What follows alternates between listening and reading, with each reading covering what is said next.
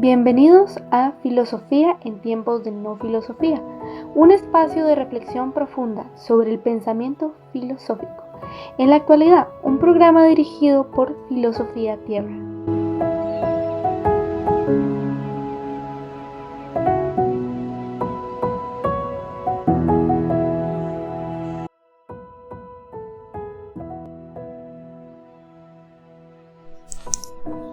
En aquel tiempo Jesús dijo a sus discípulos: si el mundo los odia, sepan que a mí me ha odiado antes que a ustedes. Bienvenidos al episodio 270. Mi nombre es Marco Antonio y estamos en el día 24 de Filosofía Política. El tema que nos acontece ahora es democracia deliberativa. Bien, entonces la democracia deliberativa es una corriente dentro de la teoría política que plantea que la legitimidad de las decisiones colectivas no dependen solo del voto o la mayoría, sino depende de la calidad del proceso deliberativo.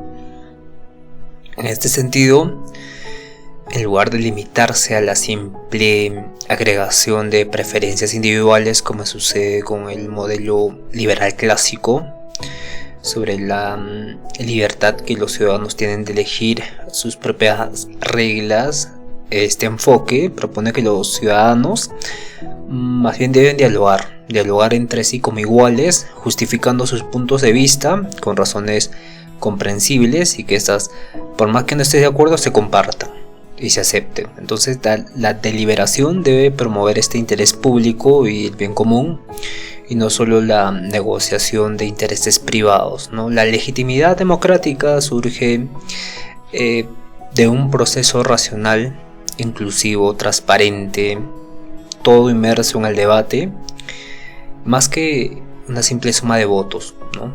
Como la democracia representativa o la democracia radical o la democracia directa.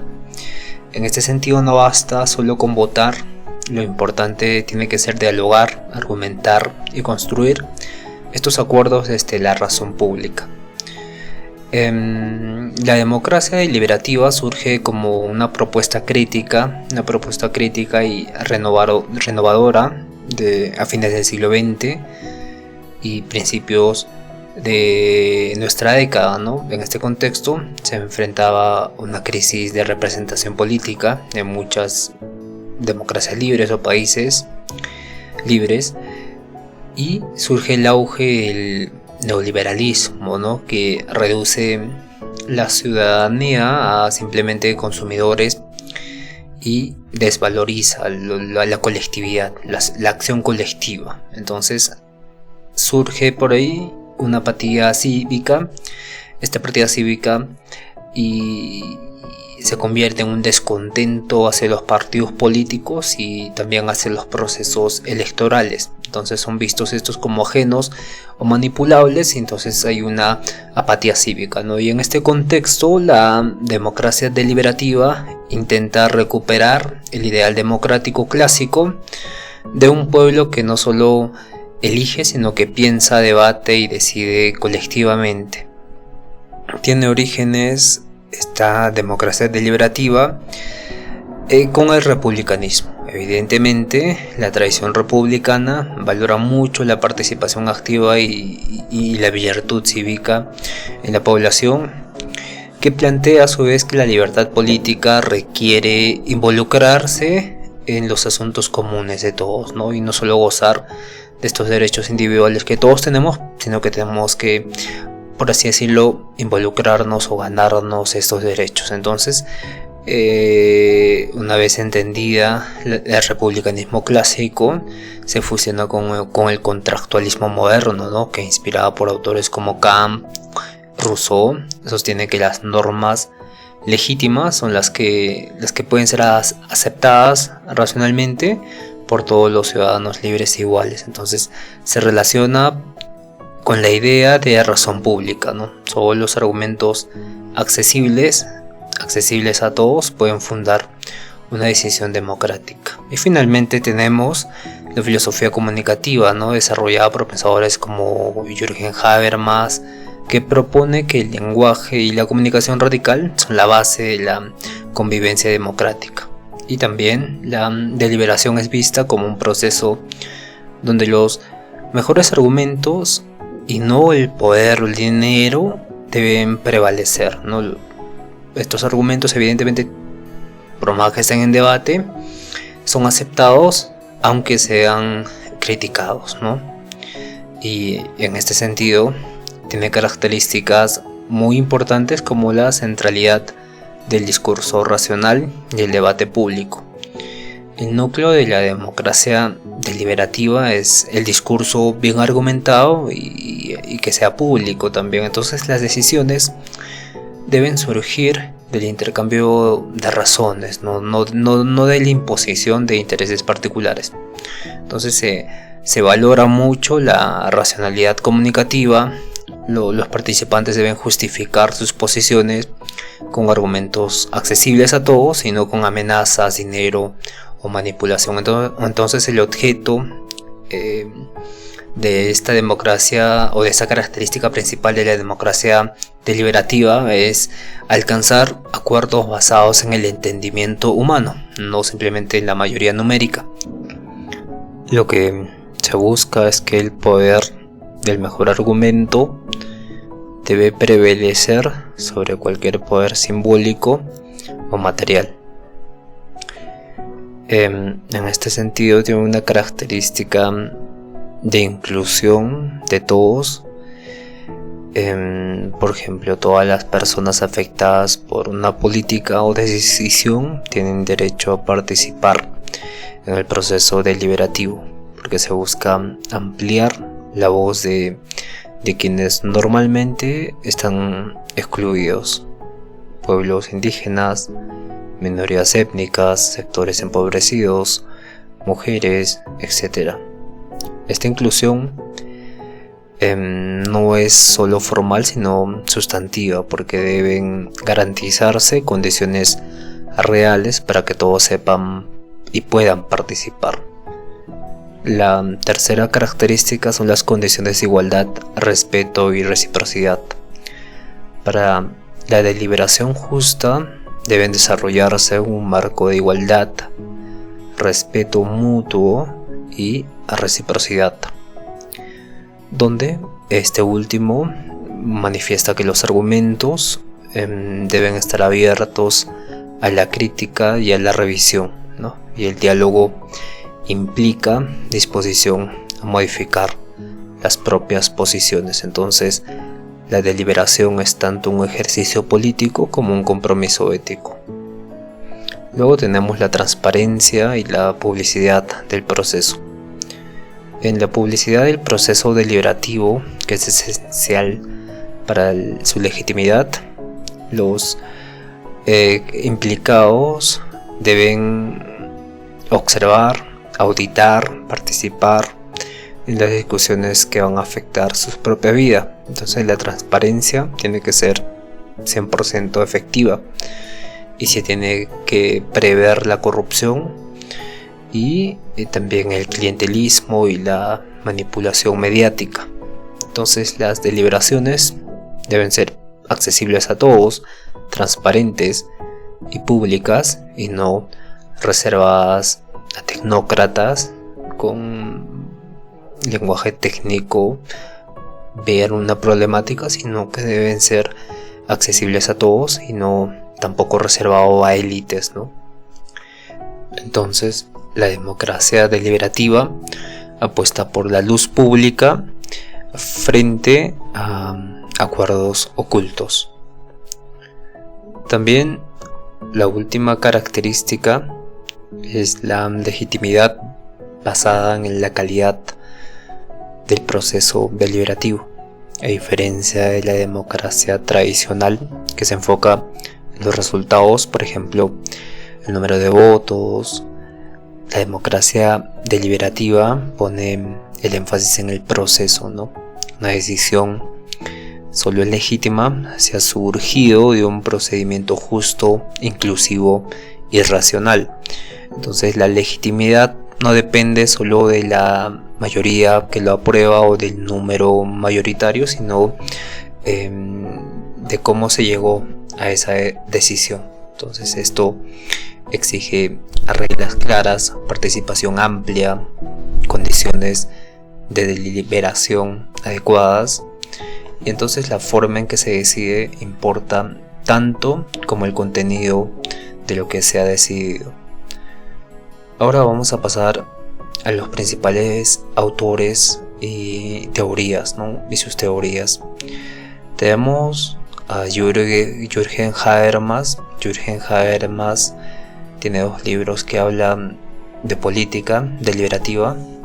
Una es la teoría de la acción comunicativa, es mucho más profunda, de 1981, y la otra es la facticidad y validez, de 1992. Jürgen Habermas es un filósofo alemán y es una de las figuras más influyentes en la construcción teórica de la democracia deliberativa. Su obra busca renovar la teoría democrática desde una perspectiva comunicativa, es decir, es centrada en el lenguaje, en el diálogo y en la racionalidad compartida, ¿no? Habermas distingue entre 2 tipos o 2 formas fundamentales de racionalidad: la racionalidad instrumental y la racionalidad comunicativa.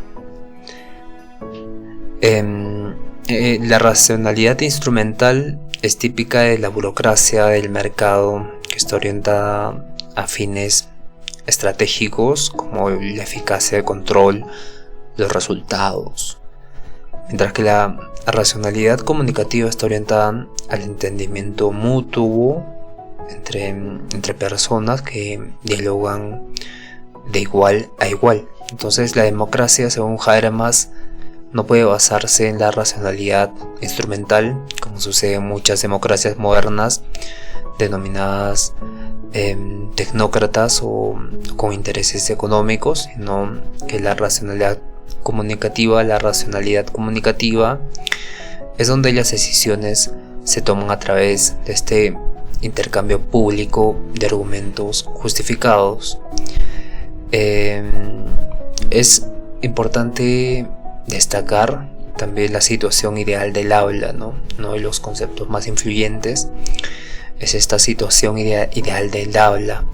Este es un modelo normativo que describe las condiciones ideales para una deliberación democrática, ¿no? Todos los participantes pueden intervenir libremente y ninguno está sometido a la coacción o jerarquías impuestas, ¿no? Entonces las afirmaciones pueden ser cuestionadas y deben ser justificadas con argumentos, y se va a privilegiar al mejor argumento y no a la autoridad, no al poder o a la tradición, sino al mejor argumento.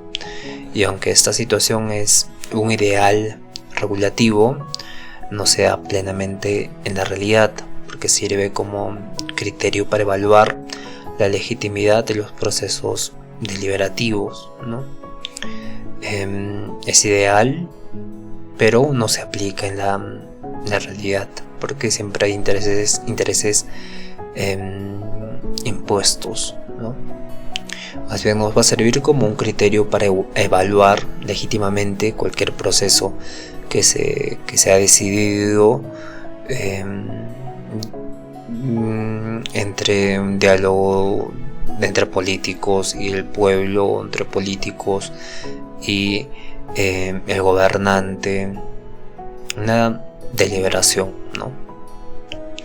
Luego tenemos el concepto de democracia y legitimidad, donde Habermas menciona que el poder político solo es legítimo cuando se deriva de una deliberación pública racionalmente motivada entre ciudadanos, y esto implica que las decisiones deben ser el resultado de un proceso abierto, público, libre de dominación y orientada al entendimiento racional, ¿no? Entonces la legitimidad no proviene simplemente del voto, sino del proceso discursivo que lo precede. Aquí vamos a ver aportes claves de Habermas referente a la democracia deliberativa, como por ejemplo el concepto de racionalidad comunicativa. Esta racionalidad comunicativa que es no contrapuesta, sino que es diferente a la racionalidad instrumental, donde esta racionalidad comunicativa es la base de una democracia auténtica que pone en la cima el diálogo, pero orientado hacia un entendimiento, ¿no? En que el argumento con mayor profundidad o mejor formulado va a tener privilegio antes que el poder, que la tradición o que el voto incluso. Luego está la situación ideal del habla, donde este es un criterio normativo para evaluar la calidad democrática de una deliberación. Esto significa la situación ideal del habla, que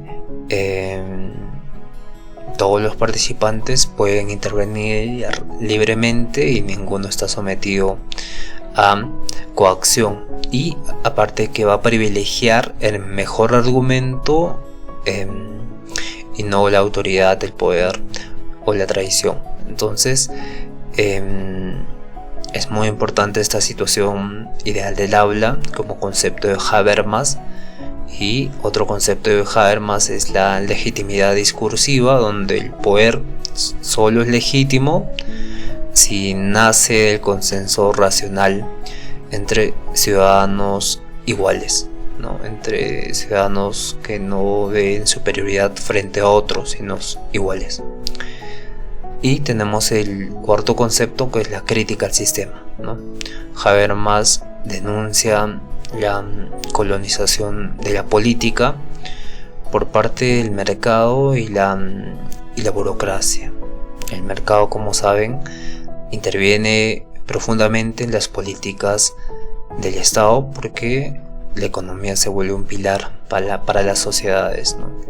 Y así como la burocracia también crece para que haya más transparencia, haya más manejo sobre estos recursos que tiene el Estado. Entonces Habermas propone esta visión de democracia como comunicación racional libre de dominación, en la que la ciudadanía no solo vota, sino que argumenta, va a escuchar y va a construir colectivamente el sentido del bien común. Luego tenemos a un filósofo muy importante que es John Ralph. John Ralph es un filósofo del siglo XX y tiene un libro, aparte de la teoría de la justicia, muy importante, que es la liberación política, ¿no? O el liberalismo político, de 1993 aprox, donde Ralph es uno de los filósofos más brillantes, pero aquí en esta obra realiza una importante contribución a esta democracia deliberativa, ¿no? A través de esta noción de razón pública. La razón pública ya podemos ver un poco por dónde va a entrar, ¿no? Entonces el sistema político va a buscar una teoría de la justicia en condiciones reales, pero marcadas por el pluralismo razonable, ¿no? Hay mucha diversidad en la sociedad, pero existe una razón pública compartida. Entonces Ralph reconoce que en una sociedad moderna, democrática, actual, actual, las personas tienen diferentes visiones del bien, ¿no? Muchas son morales, otras filosóficas, otras religiosas, y sin embargo, pese a estas diferencias, sostiene que es posible alcanzar acuerdos políticos justos si las personas deliberan utilizando argumentos que todos puedan aceptar como razonables, ¿no? Y que no van a apelar una doctrina particular, y esto es lo que él llama la razón pública, ¿no? Es el tipo de razonamiento que los ciudadanos van a emplear cuando van a discutir asuntos constitucionales o de justicia básica.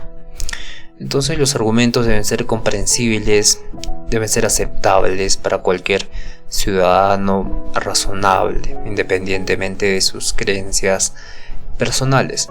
Entonces no se trata de ocultar la diversidad, sino de respetarla, construyendo consensos democráticos sobre una base compartida. Entonces una sociedad democrática es cuando los ciudadanos se deben unos a otros las razones que puedan ser comprendidas y aceptadas públicamente, ¿no?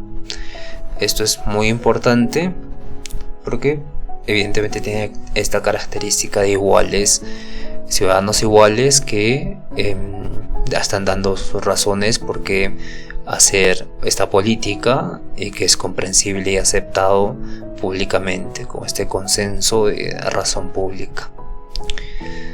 Y tenemos que hablar también del consenso traslapado, ¿no? Otro concepto de Ralph, y este consenso es un pluralismo, o sea que no se puede esperar que todos compartan una misma doctrina moral o religiosa, pero sí se puede lograr que diferentes grupos acepten principios políticos comunes, aunque desde fundamentos distintos. Por ejemplo, católicos, humanistas seculares, feministas podrían coincidir en apoyar los derechos humanos, aunque lo justifiquen desde marcos distintos, ¿no? Y este consenso es estable, legítimo y razonable porque se construye deliberadamente en el espacio público. Bien, entonces vimos conceptos como razón pública, consenso traslapado, justicia como equidad, deliberación ciudadana. Vamos a repasar estos conceptos, los dos últimos a profundidad un poco, pero para que se entienda, la razón pública proviene del uso de argumentos accesibles a todos en debates democráticos, ¿no? No usar este lenguaje tecnocrático, de usar lenguaje especializado, ¿no? Para que no se entienda, o como los abogados hacen, hablar en términos muy buscados, pero que quieren decir cosas simples. Luego tenemos el consenso traslapado, que permite la construcción de acuerdos en sociedades pluralistas. Porque, por ejemplo, los católicos o feministas, los cristianos podrían coincidir en apoyar los derechos humanos, aunque lo justifiquen desde marcos distintos, ¿no? Los derechos humanos es un concepto muy amplio y que beneficia a todos. Luego tenemos la justicia como equidad, ¿no? Donde el marco normativo es necesario para evaluar la legitimidad de las instituciones democráticas, ¿no? Y evidentemente la deliberación ciudadana es importante. Este es un requisito para la estabilidad y la legitimidad de los principios políticos. En resumen, para Ralph, una demostración legítima no puede fundarse solo en el voto o el interés individual. Debe basarse en el diálogo público, la búsqueda de acuerdos justos a través de argumentos razonables compartidos por los ciudadanos diversos.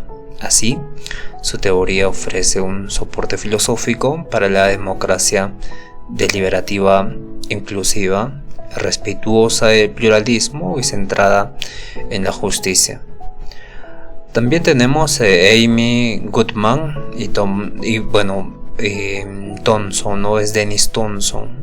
Ambos son dos filósofos que hablan de la democracia deliberativa, pero en contextos contemporáneos, ¿no? Conocidos por este esfuerzo por integrar esta perspectiva en contextos de conflicto y desacuerdo moral, sobre todo, bien muy profundo, ¿no? Su propuesta parte de una premisa realista. La premisa es Si la sociedad democrática está atravesada por desacuerdos legítimos y estos persisten, incluso si los ciudadanos son bien intencionados, ¿cómo hacemos para evitar, ¿no? Lejos de ver esto como un obstáculo, ellos sostienen que la deliberación es precisamente la vía para gestionar estas rupturas, estos desacuerdos de manera respetuosa y productiva. Entonces, ¿qué proponen?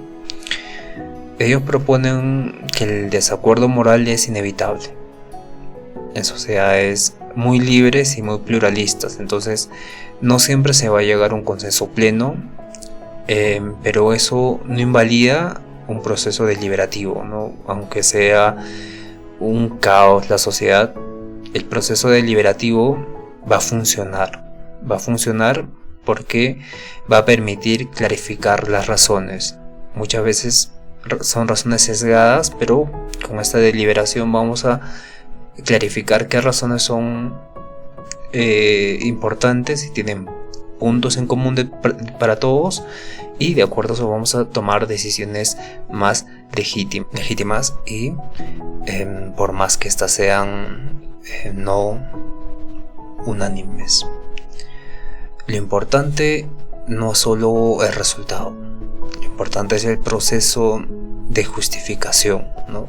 El proceso de diálogo que va a justificar una ley, que aunque no sea unánime va a clarificar las razones por qué vamos a priorizar una ley o una deliberación, una política de Estado. Entonces los ciudadanos tienen el deber de justificar sus decisiones políticas con razones, evidentemente, que otros puedan aceptar, que incluso aunque no las compartan puedan decir es lo correcto. En este sentido, Thompson y Amy Goodman se encargan de analizar estas profundidades en la sociedad, y esta es una principal innovación porque permite la permanencia y la cotidianidad, no solo durante elecciones o crisis, sino que puede ser permanente para cualquier ley que se quiera aprobar, ¿no? Y evidentemente tiene que ser institucionalizada en consejos, en foros, en audiencias públicas y prácticas participativas regulares, ¿no? Vista como una forma de vida democrática donde el diálogo cívico es constante y no un acto puntual, ¿no? Y esto va a fortalecer la cultura democrática y va a fomentar la tolerancia, así como va a legitimar las decisiones, incluso cuando estas no sean unánimes. En este sentido, los conceptos que vimos son la deliberación en el desacuerdo, la deliberación continua, el deber cívico de justificar y las instituciones deliberativas. Con Goodman y Thompson, para aclarar estos conceptos, la deliberación en el desacuerdo propone gestionar conflictos mediante el diálogo racional, sin esperar un consenso total, no solo el diálogo. Luego, el concepto de deliberación continua, donde la democracia no se va a reducir al voto, sino que va a requerir espacios permanentes de justificación y diálogo. Y el deber cívico de justificar, ¿no? Donde los ciudadanos deben dar razones prácticas, públicas, abiertas para sus posturas, incluso frente a los oponentes, ¿no? Y estar abiertos para recibir las críticas. También tenemos las instituciones deliberativas que van a proponer mecanismos concretos para insertar la deliberación en la práctica política. Hay ventajas y desventajas, como en todo. Una de las fortalezas o las ventajas que pueda tener es que promueve una ciudadanía activa e informada. Y respecto a esto va a tener críticas porque puede ser elitista, ¿no? y en la práctica puede ser excluyente porque se pueden utilizar lenguajes tecnocráticos y eso va a ser un discriminador del entendimiento frente a los demás. Luego, otra fortaleza o ventaja es que favorece decisiones más justas y reflexivas, va a reducir el poder de intereses particulares porque la razón misma o los argumentos van a definir no el poder ni la economía. Otra ventaja es que va a legitimar el poder político desde abajo. Podemos tener ejemplos como asambleas ciudadanas que se pasan en Irlanda. Estas asambleas son asambleas deliberativas donde se discuten sobre el matrimonio igualitario, el aborto, entre otros temas. También hay en Francia, Alemania, Canadá, Reino Unido los famosos mini públicos deliberativos, ¿no? Los Citizen Assemblies, que son mini consensos, mini asambleas deliberativas que básicamente hacen lo mismo, no discuten ciertos tipos de leyes o propuestas. Y podemos ver este enfoque en foros vecinales, por ejemplo, ¿no? En consejos consultivos que pasan en los gobiernos locales, que son progresistas, ¿no? Que se juntan para hacer progresar una comunidad, en este caso pequeña, que evidentemente si todos hacen eso hay una actividad ciudadana que se va a manifestar en algo mucho más grande. Bien, creo que el episodio de hoy ha concluido. Nos vemos el día de mañana con la democracia radical, o también conocida como agonista. Gracias por escuchar. Nos vemos el día de mañana. Conózcanse a sí mismos y reflexionemos un poco. Sobre todo, meditemos y tengamos un día muy bueno. Hasta el día de mañana.